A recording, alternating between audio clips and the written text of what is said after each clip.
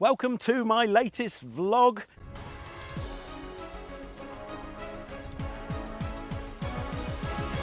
Sit in that one, yeah. I'm meeting tomorrow for a couple of hours with a team on another client site. We've put together a construction team there where we've been in planning for 18 months probably, best part of, with this client.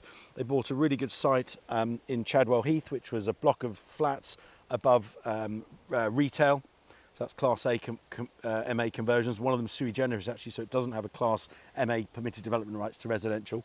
But we've got then a workshop building at the rear, which had Class MA rights. It was a Class E building, so we could convert that as well. And actually, we've had to go through 2 lots of planning on that, just to make sure we can secure the maximum number of units, but do it in a sort of staged planning approach. So there are staged planning approaches even with permitted development, to make sure you can get what you want on the end. So you kind of test the water and get it through, prove the concept that it was permitted, and sometimes it's not that obvious with the previous uses. So if there's a bit of a bone of contention, go for a really, so this would be a good tip, go for a very uncontroversial scheme. So in this workshop we went for 3 units, for example, and then later went for 6 and got the 6. But we got all the sort of queries and worries the council had, and the confirmation that it was definitely permitted with the use, and they agreed with the use and all that sort of stuff with the 3. Once we knew we had that, we knew that couldn't be a barrier to entry with a more intensive scheme. Now, although PD is a bit of a tick box exercise, if the council didn't like it, they could have probably pulled up a couple of areas where it might not have met the standards. So highways is a bit tricky. Picking up the bins area is a bit tricky. You know, they could push really hard on contamination, push for all the reports under the sun. And although you do the basic ones, if they don't like it, they'll try and find a way where you might not meet the standards. So, you know, parking can be a tricky one in built-up areas, for example. And they might use that to block it, even though it's a perfectly good scheme, if they don't like it. So we went in very unintensive to get the 3, and then we've upped it to the 6. So that client site, we've got a 2-hour technical design kick-off meeting. We're into meeting builders on site at the moment. We're entering into a formal tender process over the coming couple of weeks. We're just awaiting for the full building control drawing package from the architect, and then we're going to give that to the builders that we've already started picking out that would like to tender for that project. So that's a really exciting project. That's, I think, 5 units on the Class MA at the front, a further 6 at the back now, so that's 11. And then there's going to be planning submitted. So alongside starting the build on those 2 elements, we are putting in planning for the sui generis area of the building as well, to convert that to residential as well. Now that is a full planning application, so we could run into more difficulties there. Certainly we'll see the council's opinion on the whole scheme. We're hoping it will tie in nicely along that ground floor. We're already going to have some residential locked in by the PD. And again, as a phased planning gain, waiting for now to do the full planning app on the bit that does need a full planning app.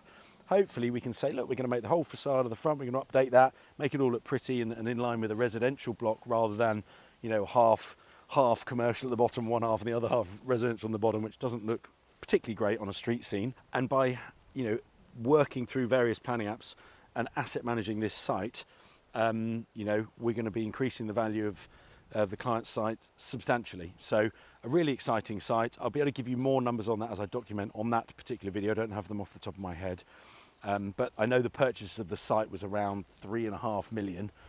And I think we've already had enough value, well over 4.5, in terms of just the planning uplift, and there's been a light refurb of some of the flats the client's done themselves with local builders. So there's been a good uplift already on this site that I'm working with, consulting on, and looking forward to adding more through that final phase and that final design phase.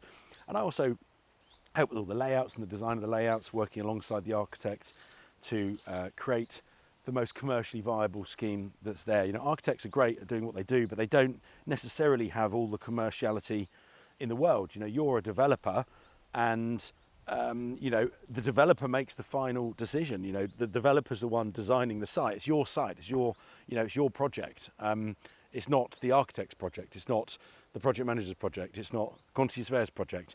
You're the one that makes the decisions on what do you buy, how do you buy it, how many units do you get, how do you get the planning through, you know, what planning risks do you take, what's the potential upside, what's the likely upside, what's the downsides, what are the costs, what are the build costs. You know, you obviously take advice from all of your relevant advisors, and your architect helping you design those plans, but I help substantially with the commercial aspect of designing a scheme and designing the physical layouts of the units to maximise value, potentially look at various exit options to de-risk a site, and overall making the right commercial decisions alongside my clients who I consult with. So, you know, if you consult with me, you're tapping into that sort of 24 years experience now of building all sorts of things and converting all sorts of things where I can help on your site. So do reach out if you're interested in getting some assistance using the links around this video. And of course, don't forget to subscribe. Just remind you again, hit the bell icon. Don't just sort of listen and go, oh yeah, I'll do it later.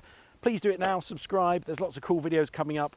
This vlog is just to kind of let you know the kind of things we're working on a weekly basis.